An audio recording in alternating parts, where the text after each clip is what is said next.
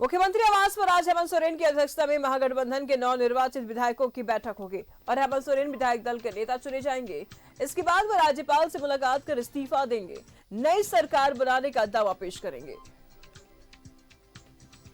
तो सीएम आवास में सुबह 11 बजे से महागठबंधन की बैठक होनी है और हेमंत सोरेन विधायक दल के नेता चुने जाएंगे और इस बीच इस्तीफा देंगे और नई सरकार बनाने का दावा भी पेश किया जाएगा। ये बड़ी खबर सामने आ रही है। इंडी गठबंधन के विधायक दल की आज बैठक है। ये बैठक बेहद महत्वपूर्ण मानी जा रही है। इस बैठक में विधायक दलों के साथ बातचीत होगी। इंडी गठबंधन के विधायक दल की आज बैठक है। इस बैठक को 11 बजे से सीएम आवास में आयोजित की गई है। हेमंत सोरेन इस बैठक में विधायक दल के नेता चुने जाएंगे। राज्यपाल से मुलाकात कर सरकार बनाने का दावा भी पेश किया जाएगा। इस बैठक में मंगलवार को हो सकता है नई सरकार का शपथ ग्रहण। तो इंडी गठबंधन का विधायक दल का आज बैठक है रांची में और सुबह 11 बजे से सीएम आवास में ये बैठक होगी।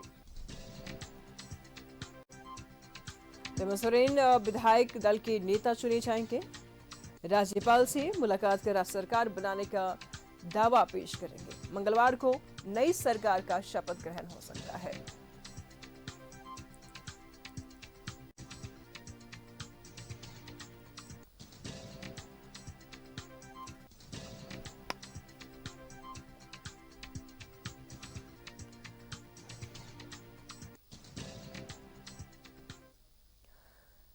तमाम जानकारी के लिए दीपक इस वक्त हमारे साथ जुड़े हुए हैं। दीपक, आज विधायक दल की बैठक होने जा रही है और विधायक दल के नेता चुने जाएंगे हेमंत सोरेन, और क्या कुछ बैठक में होने वाला है?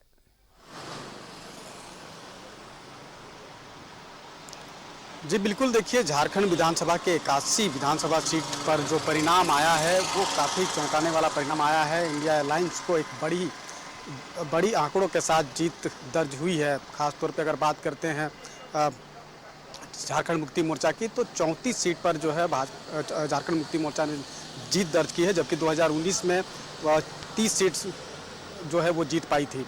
वहीं अगर दूसरी तरफ आप देखें कांग्रेस की, तो पिछले बार भी 16 सीट जीत कर आई थी, इस बार भी 16 सीट जीत कर आई है। आरजेडी का जो है उसका स्ट्राइक रेट काफ़ी अच्छा है, वो 7 सीट पे लड़ा था जिस पर 4 सीट जीत करके आई है, जबकि पिछले बार 2019 के विधानसभा चुनाव में महज 1 सीट पर ही जो है जीत पाई थी। तो कहीं ना कहीं, और माले 4 सीट पे लड़ा था और जिस पे 2 सीट जीती है, तो इस बार कुल 56 सीट जीत करके इंडिया अलायंस आया है। और अब चूँकि जीत एक बड़े आंकड़ों के साथ जीत दर्ज हुई है, तो अब जो है उसको लेकर के जगह जगह पर खुशियाँ भी खास तौर पे देखी जा रही है। और सबसे महत्वपूर्ण अब है कि आगे जो है नई सरकार का गठन होना है, और इसको लेकर के आज इंडिया अलायंस का विधायक दल की बैठक जो है वो आज मुख्यमंत्री आवास में बुलाया गया है। और मुख्यमंत्री आवास के बाहर हम इस वक्त मौजूद हैं। यहाँ पे धीरे धीरे गहमागहमी बढ़ रहा है और मुख्यमंत्री आवास पे जब इंडिया अलायंस के विधायक दल की बैठक होगी, तो उसमें तमाम नवनिर्वाचित जो विधायक चुनकर आए हैं वो यहाँ पे पहुँचेंगे। सभी नवनिर्वाचित विधायकों से मुख्यमंत्री हेमंत सोरेन मुलाकात करेंगे और कई बिंदुवार जो है चर्चा होगी। खासतौर पे जीत का एक दूसरे को बधाई भी दिया जाएगा। और इसके बाद जो है बैठक में आज विधायक दल के नेता हेमंत सोरेन को चुना जाएगा, और जब हेमंत सोरेन को विधायक दल का नेता चुना जाएगा, उसके बाद जो आगे की प्रक्रिया है उसके तहत जो है राजभवन सभी विधायकों के साथ मुख्यमंत्री हेमंत सोरेन पहुंचेंगे और वहां पर मुख्यमंत्री पद से इस्तीफा देकर के नए सरकार बनाने को लेकर के दावा पेश करेंगे।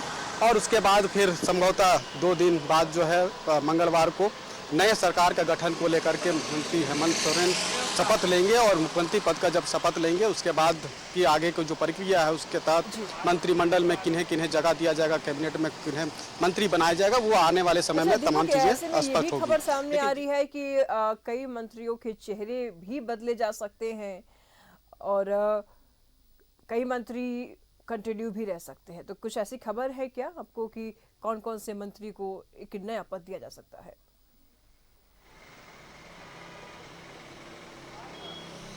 जी बिल्कुल, इस बात की कयास जरूर लगाया जा रहा है, चूँकि अब जब नई सरकार बनेगी तो नई सरकार में नए लोगों को भी जगह दिया जा सकता है। ऐसा नहीं है कि पूर्व में जो कैबिनेट में जो मंत्री थे वही मंत्री रहेंगे, ऐसा नहीं है। क्योंकि इस बार जो विधानसभा के चुनाव हुए हैं उसमें कई सिटिंग मंत्री जो है वो कहीं ना कहीं इस बार लूज किए हैं, हार का सामना करना पड़ा है। तो वैसे में अब जब नई सरकार बनेगी और इसका विशेषाधिकार जो है वो मुख्यमंत्री के पास होता है, तो अब मुख्यमंत्री जो है वो आगे जो है किसे नए मंत्रिमंडल में जगह देते हैं वो चीज़ें आने वाले समय में स्पष्ट होगी। लेकिन इतना जरूर है कि मंत्रिमंडल में नए चेहरे भी जो है वो देखने को मिलेंगे। क्योंकि अब है कि इसमें 4 दल है इंडिया अलायंस में, झारखंड मुक्ति मोर्चा, कांग्रेस, आरजेडी और माले। अब इन चारों को कितने कितने हिस्से की मंत्री कोटा मिलता है वो भी देखने वाली बात होगी। अब देखना होगा कि जब मंत्रिमंडल का गठन होगा उसमें कौन कौन से चेहरे नए होते हैं, कौन कौन से चेहरे पुराने होते हैं, तो ये देखने वाली बात होगी। क्योंकि आप देखे होंगे कि पिछले बार जो मंत्रिमंडल में जिन लोगों को शामिल किया गया था उसमें से एक आलमगीर आलम जो मंत्री थे, ग्रामीण विकास मंत्री, वो फिलहाल जेल में बंद है मनी लॉन्ड्रिंग मामले में। दूसरी तरफ मिथिलेश ठाकुर जो मंत्री थे वो इस बार चुनाव हार गए हैं। कांग्रेस कोटे से जो मंत्री थे स्वास्थ्य मंत्री बन्ना गुप्ता, वो चुनाव हार गए हैं। तो ऐसे में तो नए चेहरे जरूर इसमें शामिल होंगे। लेकिन वही है कि अब नए चेहरे में कौन होंगे वो जब मंत्रिमंडल का विस्तार होगा, मंत्रिमंडल में किसे जगह मिलेगा तभी तमाम चीज़ें स्पष्ट होगी। लेकिन इतना है कि अब जो आगे की प्रक्रिया है, चूँकि एक बड़ा जनादेश जो है इंडिया अलायंस को मिला है, तो आगे जो होना है उसके तहत आज इंडिया अलायंस विधायक दल की जो बैठक बुलाई गई है मुख्यमंत्री आवास में, यहाँ पर तमाम नवनिर्वाचित विधायकों से मिलेंगे, एक दूसरे को बधाई देंगे। इसके साथ साथ कई चीज़ों पे मंथन होगी बिंदुवार, चूँकि जो परिणाम आया है उसमें जो अच्छा परिणाम आया है इसका क्या क्या मुख्य वजह रही है, और कुछ सीट जो कम मार्जिन से हार का सामना करना पड़ा है तो वहाँ क्या कुछ कमियां रह गई, इन तमाम चीज़ों पे मंथन भी होगी। बातचीत के दरमियान ये तमाम चीज़ें स्पष्ट होगी जब बैठक होगी उसके बाद।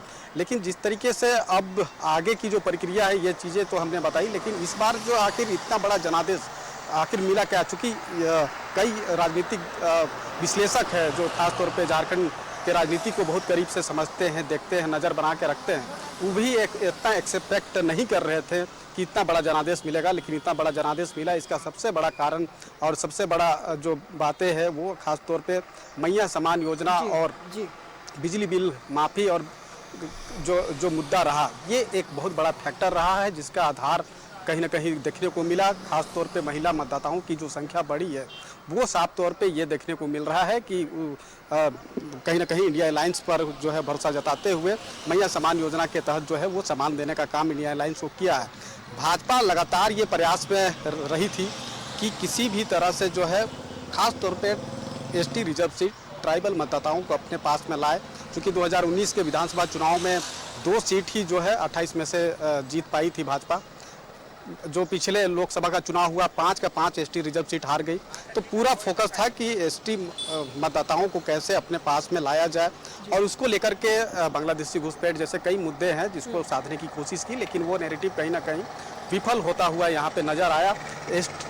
आदिवासी मतदाताओं की जो रुझान है वो सीधे तौर पे इंडिया अलायंस की तरफ देखने को मिला। यही कारण है कि 28 में से 27 एसटी रिजर्व सीट पर जो कब्जा है वो इंडिया अलायंस का इस बार देखने को मिला है। तो कहीं ना कहीं एक बेहतर और बड़ा जनादेश मिला है, और उस बड़े जनादेश के साथ जब नई सरकार बनेगी तो नए सरकार नए तरीके से जो है वो काम करेगी, और वो चीज़ें आने वाले समय में देखने को भी मिलेगा। जी ठीक है दीपक, ऐसे बनाए रखिएगा, लगातार हम आपसे जानकारी लेते रहेंगे। फिलहाल बहुत बहुत शुक्रिया आपका इन तमाम जानकारियों के लिए।